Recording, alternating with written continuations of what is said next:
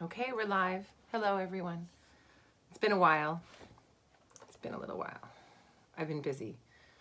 I've been busy writing. I've been busy reading. I've been busy reading dissertations. I've been busy chairing.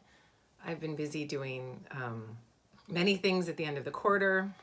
End of the quarter, it's like it never ended, keeps going. Now we're in summer session.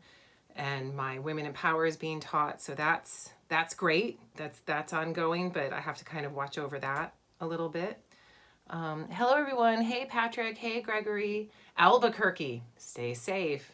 Hey, Maggie. How you doing? Hey, Ken. It's been a while, right? It has. It has. I also am there battling the forces of white darkness on my Facebook, as I know a lot of you see. Hi, Sophia. Hi, Beth.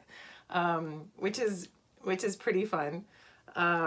Last night I was on the Twitter with my son, and Twitter is, for those of you that go between Facebook, Twitter, Instagram, whatever, social media is very interesting to me. I'm an anthropologist after all. What better way to look at human behavior, reactions, incentives, systems than to look at social media? So I do frequent these places, even though one is not supposed to as an academic. And I was on the Twitter yesterday, and my son was there, and he kept going, "What are all these videos, Mom?" And it was seriously video after video of Karens behaving badly. I'll give you a rendition of the different Karens that I saw. And I've said this before, for those of you that think that Karen is a misogynist term and how dare they use this term, I don't take it personally. I don't think that it's white racism. My name is almost Karen. It is Kara, and it's one little consonant away, and I'm totally cool with it. And I think we need to be reminded of our Karen sides every day. And so today I want to talk about Karens. Not necessarily the women working for the patriarchy, which is its own topic, and I have written a book about this, and it's called When Women Ruled the World, and it is a way of talking about women of privilege on the inside of a society being protected by that patriarchal system and thus supporting it. That's a different topic. Instead, I want to talk about privilege as a whole in Egypt and today, and how I think it works. So just some things that my son and I were looking at on the Twitter. First of all, that the white couple in their big palace in St. Louis that came out with their AR-15, and she had her little gun, right? And they're all pointing it at the people, and the guy's got is even pointing it at his wife. They're just like, they've got their fingers on the trigger as the peaceful protest goes by, and they're there like in a Grand Theft Auto. I saw that people made it into a Grand Theft Auto thing. That was funny. And the guy in his pink polo is there with his AR-15, like they're gonna come and invade him. That was quite a moment of white privilege, to be able to do that and not to have anyone arrest you, not to have anything bad happen in front of your big palace. That's a stunning image, stunning, evocative of so much that's wrong with this country. I saw two Karens in grocery stores get really mad when they were told to wear masks.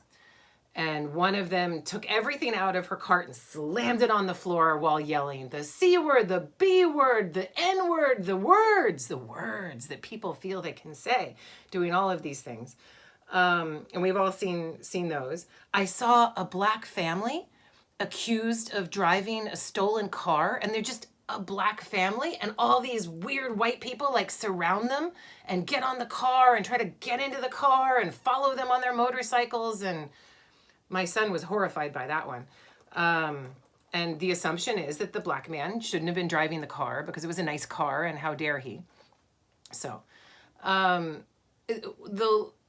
one that I think was really striking, peaceful protest walking by of black and white people, people of color and people of non-color like myself, walking by, and then a woman with her Confederate flag, I believe, though I'd have to check, yelling, "White lives matter, you guys live off of white lives." Or it was probably a y'all, right? I grew up in Texas. A y'all makes more sense. Y'all live off white lives, as opposed to white lives matter. When you say Black Lives Matter, the white lives are something that is patronizing you, that is giving you your sustenance, that is that is making sure that you have your daily bread. All of these things in coronavirus land, particularly coronavirus in the United States, are exposing this American individualism, American privilege. And I think it's becoming, the masking is super cool from an anthropological perspective. Most people are like, I am going to be there to support my troop, my tribe, my family, my community. I will put on my mask. And then there are these people who are like, this is my individual right, and who hold tight to this American individualism. Now let's think of what American individualism is based on. American individualism is based on enslaving Black people so that white people could have all that they wanted, ancient air conditioning, wet sheets and people fanning them through the wet sheets. So it gives you an air conditioning in the American South, and you just sit there and eat your bonbons. This country was founded on the service of exploited people. Those people could be enslaved people. Those people could be immigrants who were treated poorly, but not as badly as enslaved people. Those people could be exploited people, poor people with very few rights. But it is clear that the United States, when we talk about American individualism, it is about the entitlement of the few to be serviced by the many, which made me think of Egypt. And I'm like, oh my God, it's like every image from ancient Egypt is of a tomb owner, right? And the tomb owner is getting all this awesome stuff from people who are serving him. These are probably family members who are serving him as he sits there. And of course, he's meant to be dead and in the afterlife, and he's getting his bread and beer and all of these things. But, he's being served. And then let's look at that image here. No, that's a different kind of image. I think the Old Kingdom ones work well too, where you see the deceased and then image after image of all different kinds of things. Here, this one's better because then you see the people working for him. He's the patron. And then you've got the farmers serving him, the fowlers who are bringing the ducks, they're serving him.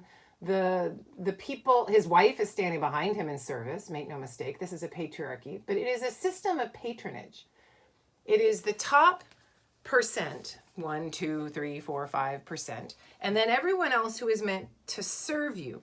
So who gets to be entitled to have individualism and to have this choice that we've all seen that video of people in, I think it was Palm Beach County, of saying that they don't need to wear a mask and God will judge you and we're going to do citizens arrests on you and I don't need to wear a mask because God let me breathe the free air.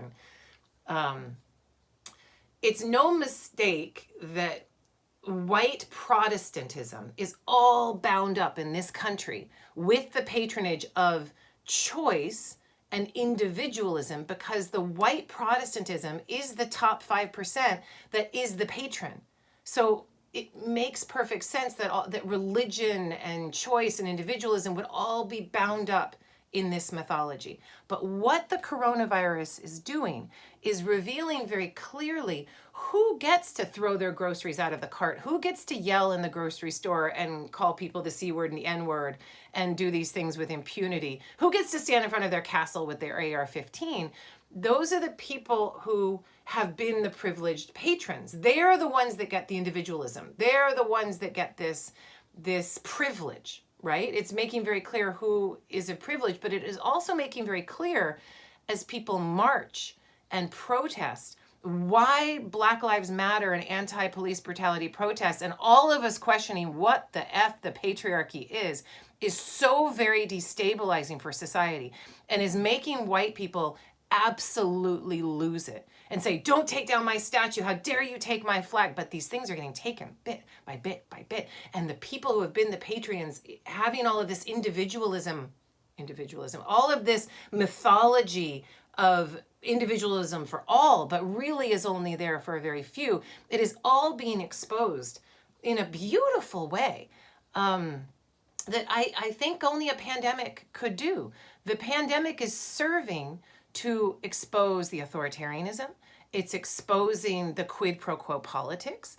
It's exposing in each and every one of us how we feel we fit in society and if we think we are meant to be served. And all of us are seeing it on all of our social media and all of our conversations with parents and family on our TV screens. We are now looking at it ourselves. I have two books that I'm reading right now which are really useful for me. One is White Fragility, which I encourage every white person to read, and one is about the white American female and her very essential place holding in this patronage system and keeping those in service down below, and the racism that is untouched, undiscussed amongst these people.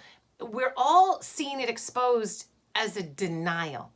And so that's the thing as an Egyptologist I find so interesting. Like when we were talking about the Confederate statue situation, and people were like, those statues need to come down, and other people are saying, generally white privileged people are saying, how dare you? If you take those statues down, what's next? The pyramids, you take those down. They were built by slaves.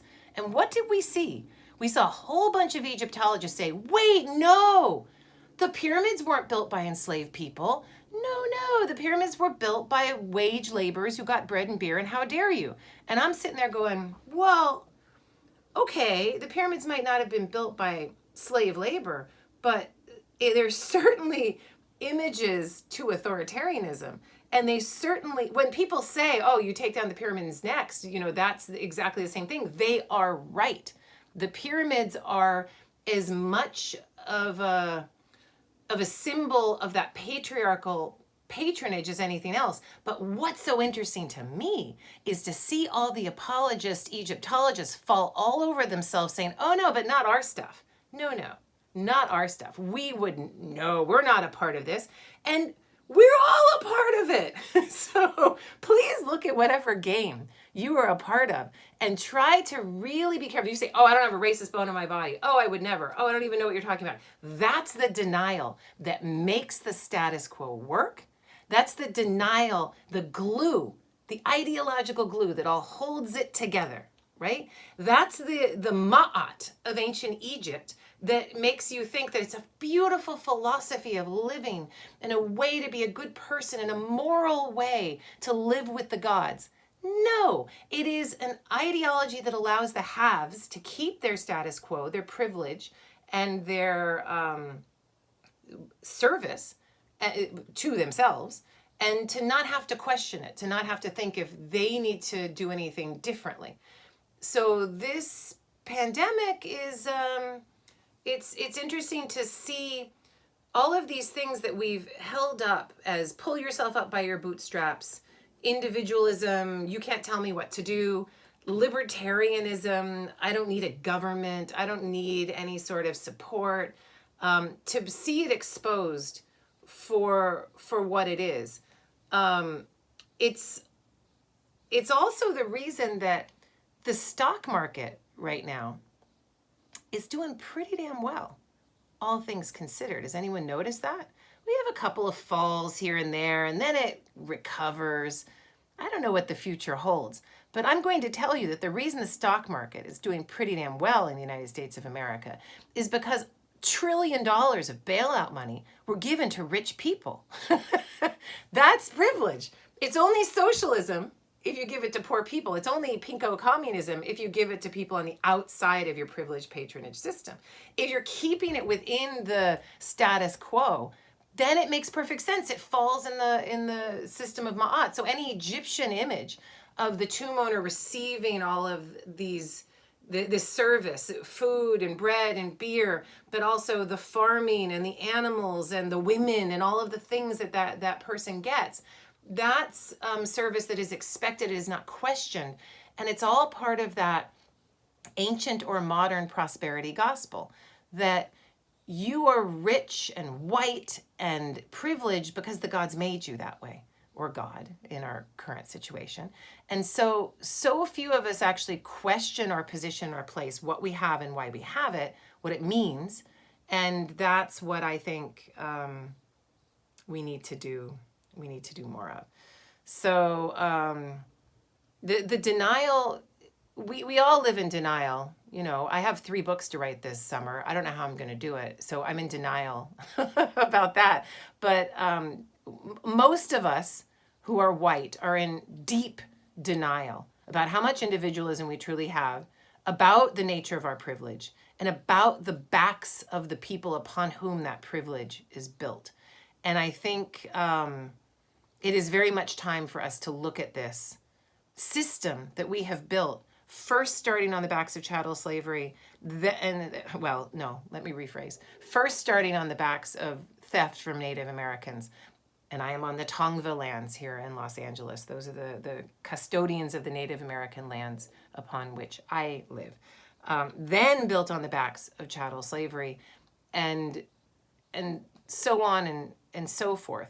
In ancient Egypt, the entitlement of the people in power is largely built upon the backs of a massive population that could be fed cheap carbs and not enslaved to you, but enserfed to you, so that they didn't have anywhere else to go and they had to serve you.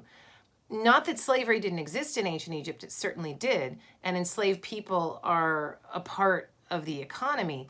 The most important thing, I think, besides the peasantry that supported the ancient Egyptian entitlement, in addition to that, to keep the rich really rich, to keep that ideological denialism going, to keep the system of Ma'at going, to keep their own prosperity gospel going, was the continual rape of Nubia. So if you had Nubia in your pocket, then you had all of the gold that you could possibly need. If you had the eastern deserts and those peoples controlled and cowed and terrorized, then you could also go into places like the Wadi Hammamat and get all of that gold that you needed.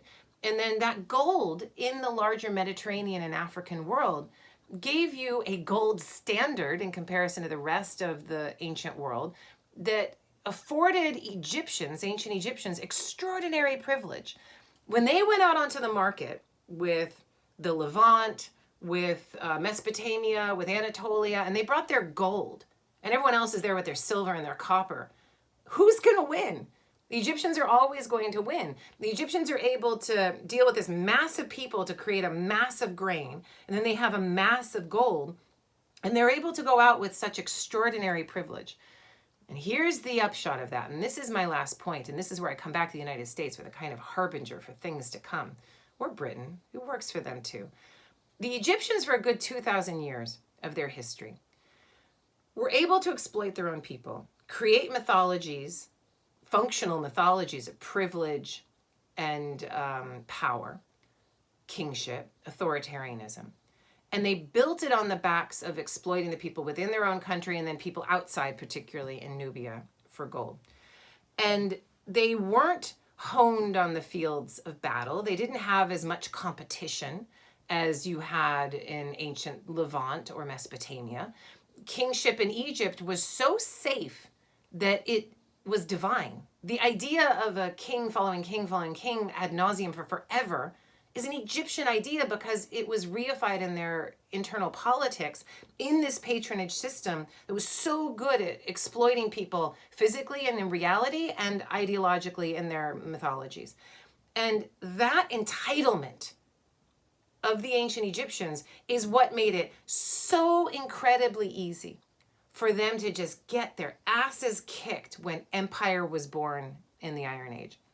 Fall of the Bronze Age, you get a whole bunch of Libyans, whoever the Libyans are, and that is an interesting question to be asked, taking over power in Egypt. 21st, 22nd, 23rd, 24th dynasties are known as Libyan dynasties. This is known as the Libyan Age. Is it a Libyan invasion? No. It's Libyans who are honed on a lack of entitlement, on a hardscrabble existence, on competition, who are able to come in, and the entitled Egyptians are like, wait, but we're like Ramessids and we have like all our nice stuff. And they're like, move aside and take over. After the Libyans, what do you get? You get the 25th dynasty, and you get those Cushites coming in from the south, and they push into Egypt, and the Egyptians are like, wait, but oh, okay. The Cushites are a little more palatable because they're bringing with them Egyptian systems of ideology and their own mythology. As a people continually oppressed by the ancient Egyptians, they've learned from the best, and they bring those systems of mythology and oppression with them. Then what do you get? Assyrians come in. Ashurbanipal sacks Thebes. I mean, this is brutal stuff. Esarhaddon before that, and Egypt is like, oh no, but they're still so entitled. They can't do anything. They're like, oh, okay, that's fine. And then the Assyrians put in their puppet dynasty, 26th dynasty. That continues for a while, and you feel like it's kind of Egyptian again, but it's still an Assyrian puppet state until it's not. And then what happens after that? Persians, 27th dynasty, come right in, no problem.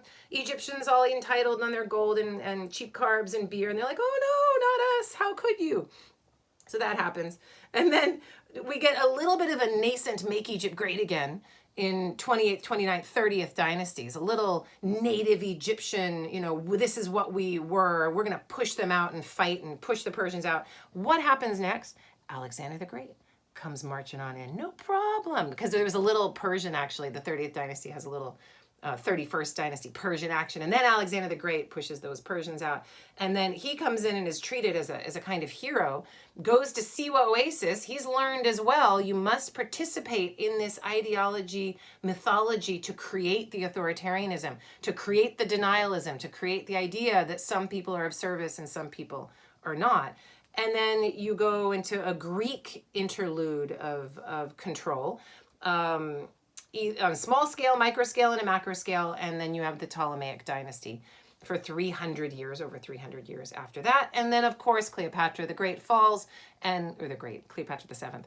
And because really it should be Cleopatra the Second who would be the Great. But it's not important. And then the Roman Empire comes in, and Egypt is just a province of that. Then the Ottoman comes in, Ottoman Empire comes in, Egypt is a province of that. Then the British Empire, or French British, however you want to define it. And now American and Saudi hegemony is in control. So, I just saw a funny TikTok where, there's another social media one, where it had all the countries of the world. And this woman was on one side, the places that Britain has invaded or occupied. And then on the other side was the places that Britain has never invaded or occupied. And it's that song where the countries go really fast, Azerbaijan, and you go through every country. And the woman jumped over like 3 times for the countries that Britain had never invaded. But most of the time she was on the one side of the screen listing all the countries. She's like, yep, they invaded. Yep. All of them, right? So this kind of entitlement, this kind of privilege, it sets a people up, a whole bunch of Karens for the females, a whole bunch of Kens for the males, with an extraordinary entitlement, waiting for us to be serviced, waiting for us to get our bread and beer as we're sitting there, waiting as an Egyptian patron to get all of our things. And the longue durée is that all of this is going to fail because the person who is waiting to be serviced, it can last for a long time. That mythology can function for a long time until quickly it's exposed and it's gone. And right now, okay, here's my real last point. Right now, the coolest thing that I'm seeing is not just that you have one patronage, patriarchal system whose entitlement is being exposed and they're falling. Because that's happened before, right? That's ancient Rome, it's ancient Egypt, it's Britain, it's the United States right now. Okay, fine. So you can have a patriarchal patronage system fall and be exposed for the entitlement that it was, and they just can't have that glory again. Like, how could you have ancient Rome and you go to Italy and you're like, how could this have ruled the world? Well, it could have. United States, same thing. Britain, same thing. And we could talk about other places. But what's happening now that is so very destabilizing for those patrons who are so fond of saying that they can be libertarian or individualist or pull themselves up by their bootstrap, and I worked hard, this wasn't given to me, is that the entire patriarchy is shifting. For the first time, I would argue, in human civilized history, we are now including the female half of the population. We are now including the minorities to have a voice. We are now not making it just about male power. Think back to the 60s when you have a pushback against the oppression of Black America. And how did that work? It worked through male voices. It worked through a patriarchal system. It could be an MLK or it could be a Louis Farrakhan. It could be a march across a bridge in a peaceful manner, or it could be a Black Panther, black fist raised, but it is about masculine power. That's the patriarchy. Now look at who's making these decisions, who's showing the power. You've got white Karens throwing shit down in grocery stores because they're not getting the service and the entitlement that they expect, because they're also part of the power system, right? So the women are being shown where they fit, but you're also seeing Black Lives Matter being run just as much by women as by men.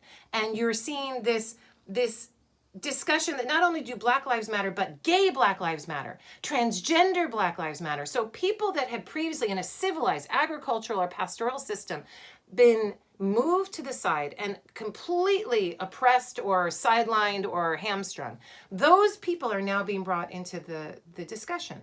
So it's like we're all going back to a hunter-gatherer reality where if you don't have an economic descent lineage to worry about, you don't have a farm to protect, you don't need to make sure that you're controlling somebody's womb. You can have a baby with that chick and then have a baby with that chick and then have a baby with that chick and nothing's going to be problematic. You can be a guy who's interested in other guys sexually.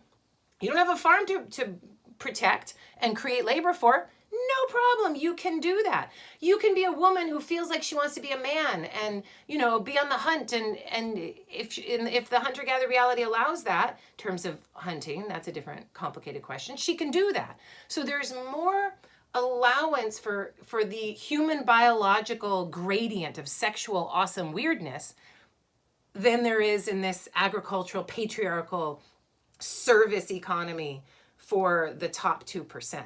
And that is what is being destabilized. So the patriarchy itself is up for grabs and up for discussion. And that is where my brain is going for the next book. So if my book, When Women Ruled the World, was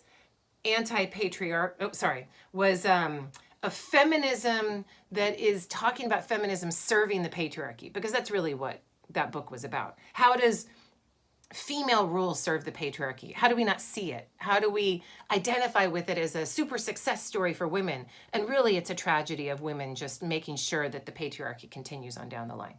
If that's what that book was, this next book, The Good Kings, will be about how we can be anti-patriarchal as a society, how we can look at all of these things, women, men, children, black, white, everybody, and think, what is this patriarchy? And finally see it. Because notice how much of the time people are like, oh my God, it's different this time. Now when a black person gets terrorized and tortured by a white police officer, we don't go, oh yeah, okay, look at it, and then kind of sweep it aside.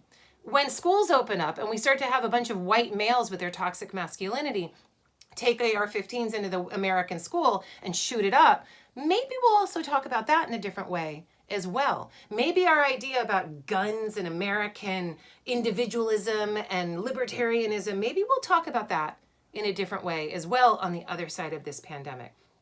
But the pandemic is revealing so much of what your own individual privilege is on a micro scale of a woman in a grocery store and a man with his AR-15 in front of his little stupid palace, and a macro scale of authoritarian leaders who are made absurd and ridiculous. And we can see it, and the emperor truly has no clothes. Let's see what the future holds as Corona seriously blows up in my county right now, and I know it's blowing up so many other places around the world, as the patriarchal patronage system wants you to get back out there and work and just shut up and build the pyramid. That's a lecture for another day, and maybe I'll talk about that in a couple days. I will try not to keep silent and away from this venue for so long, and I apologize for not being there. And it's just been a busy time.